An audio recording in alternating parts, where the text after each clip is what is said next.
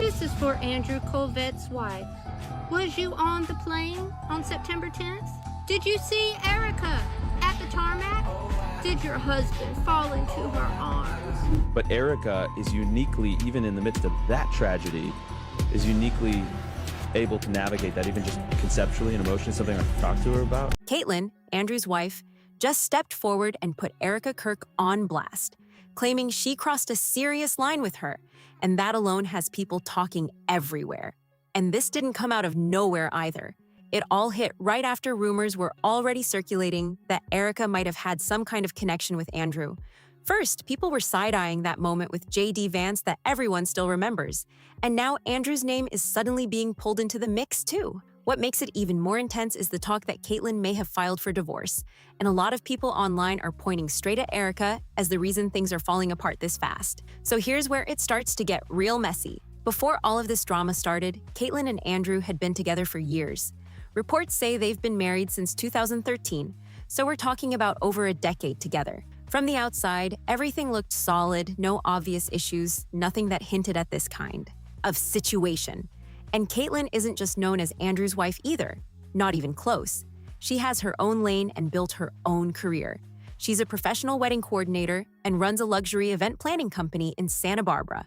So she's been doing her own thing while holding down a long-term marriage that, at least publicly, looked stable. Now, the reason all of this is blowing up again comes from earlier claims that started circulating online. Erika's name kept coming up, and then things escalated when Candace Owens spoke out, saying there may have been some kind of calculated romantic situation involving Andrew and Erika. That's when people really started digging and connecting dots, trying to figure out what was actually going on behind the scenes. People kept bringing up that so-called tarmac hug, replaying it over and over like it meant something deeper.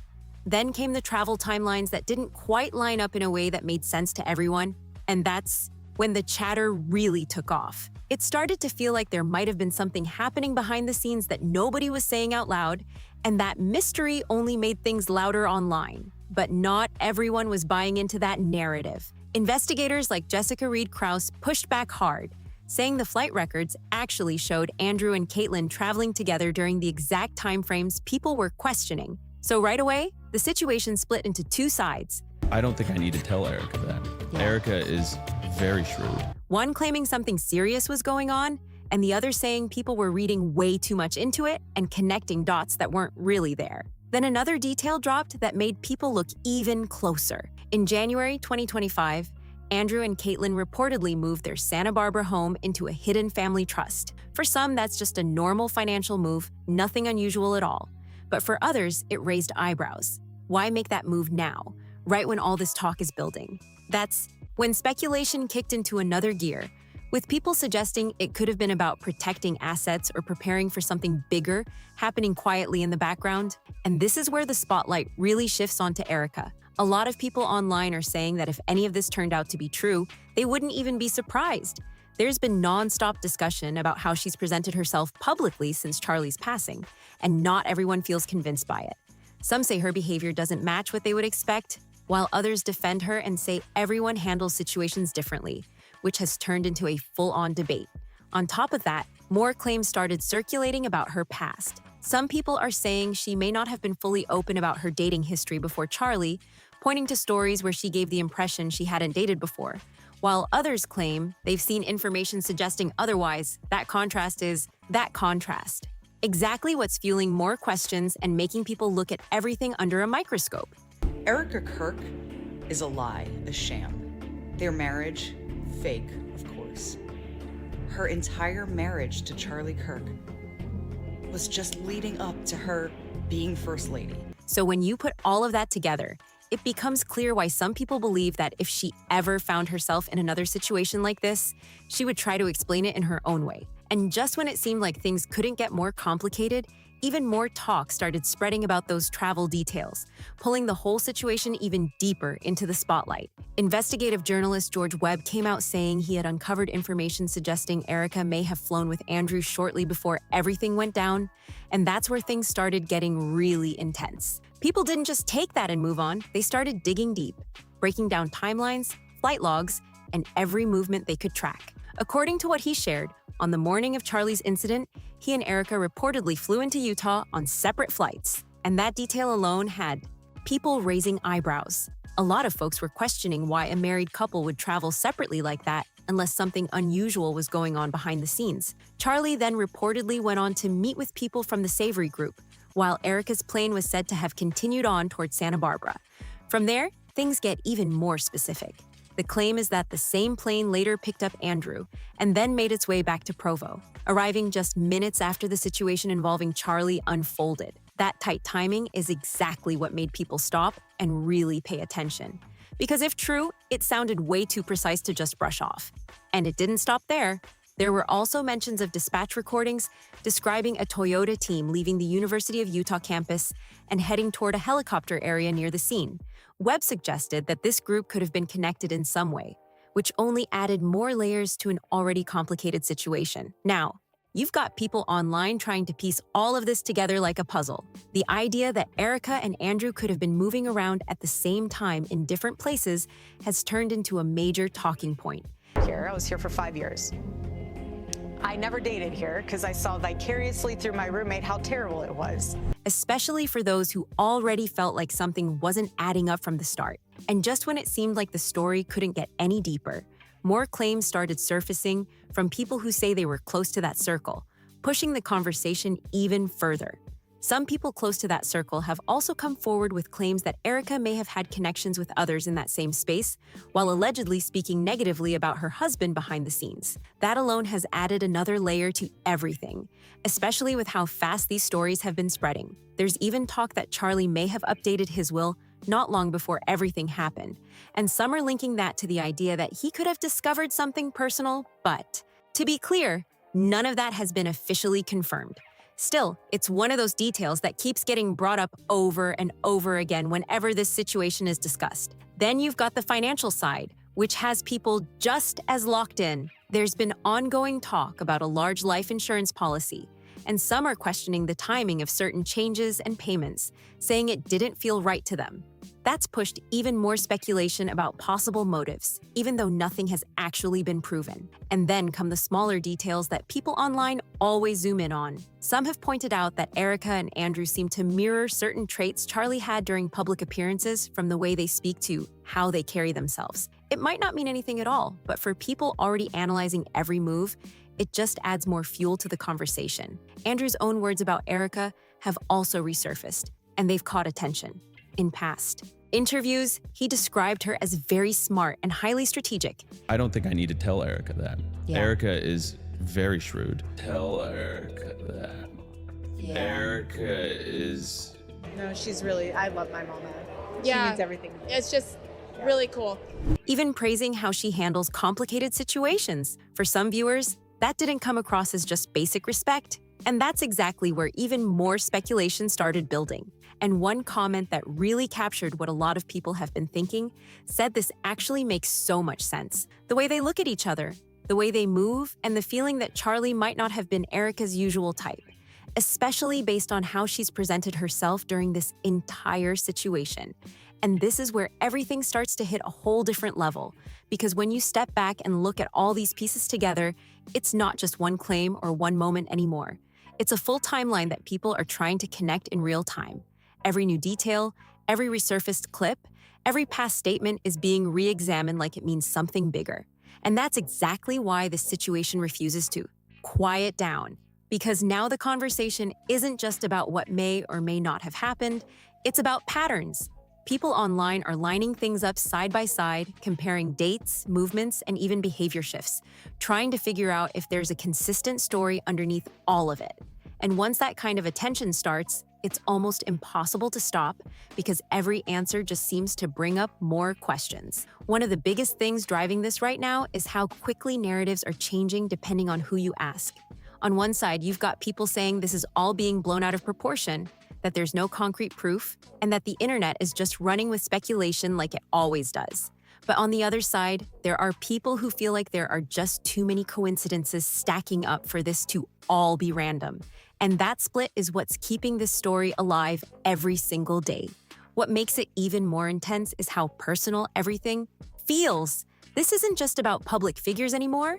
It's about relationships, trust, and the idea that something could have been happening behind closed doors that no one fully understood at the time. That's why every small detail suddenly feels important, because people believe it might connect to something bigger if you look at it the right way. And then there's the way public perception keeps shifting depending on new information. One day, people are defending Erika. But Erika is uniquely, even in the midst of that tragedy, is uniquely able to navigate that, even just conceptually and emotionally, something I've talked to her about. And it's powerful even hearing her as she's working these pieces out. Saying she's being unfairly judged, and that grief and pressure can make anyone act differently. The next day, new claims surface, and suddenly the tone changes again, with others questioning everything they thought they knew. It's like the entire narrative keeps flipping back and forth, and no one can agree on where the truth actually stands. At the same time, Andrew's position in all of this has become just as complicated. His name being brought into the conversation has changed how people view everything, especially with the timing of these claims and how they line up with other events. Some are saying he's being unfairly pulled into something he has nothing to do with, while others believe his connection to Erika deserves a closer look. And again, there's no clear answer, which only keeps the speculation going. Caitlin's role has also added a completely different dimension to the story, because when someone that close to the situation steps forward and speaks out, people immediately take it more seriously. Her perspective has shifted the conversation from just online theories to something that feels more grounded, even though there are still so many unanswered questions. And with the reported divorce talk circulating, it's only added more weight to everything that's being said. Then you have the online reaction, which has been nonstop. Every platform is filled with breakdowns, theories, and people trying to piece everything together like it's a puzzle that hasn't been solved yet. Some are creating full timelines, others are analyzing interviews frame by frame, and there are even people going back years to find anything that might connect to what's happening now. It's reached a point where the story isn't just being followed, it's being actively investigated by the public. But here's the reality that keeps getting lost in all the noise. There's still no official confirmation tying all of these claims together. And that's important, because while the speculation is intense, the actual facts that have been verified are still limited. That doesn't stop the conversation, but it does mean that a lot of what's being discussed is based on interpretation rather than confirmed information. Even with that, the impact of all this attention is real. Reputations are being questioned, relationships are being put under a spotlight, and every move from here on out is going to be watched closely. Because once a story reaches this level, it doesn't just disappear, it keeps evolving, especially when new details or responses come out. And right now, that's exactly where things stand. People are waiting to see if anything official comes forward, if anyone involved decides to speak out directly, or if more information surfaces that changes the direction of the entire story. Because as it stands, this situation is still wide open, and the next development could shift everything all over again. So what started as a few rumors and scattered claims has now turned into something much bigger, with multiple angles, multiple perspectives, and a level of attention that keeps growing by the day. And until something concrete finally settles it, this is one of those stories that people are going to keep watching, analyzing, and debating, trying to figure out what's really going on behind it all. That comment started spreading fast because it matched what a lot of people were already noticing. And once it caught momentum, it was everywhere.